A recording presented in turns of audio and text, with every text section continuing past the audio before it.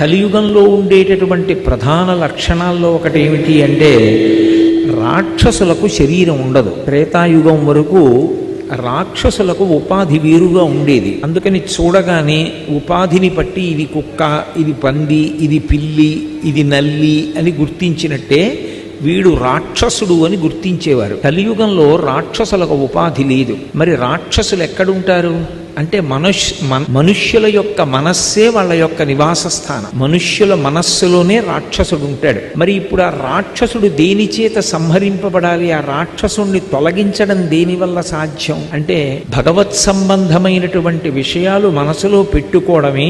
భగవద్భక్తి కలిగినటువంటి వాళ్ళు వేదము యొక్క ప్రమాణమును అంగీకరించి వైదికమైనటువంటి జీవన విధానాన్ని మనకి ఉపదేశం చేసేటటువంటి గురువుల యొక్క మాటలు హృదయంలో నింపుకుని ఉంచుకోవడమే ఆ రాక్షసుడు తొలగిపోవడానికి కారణమవుతుంది.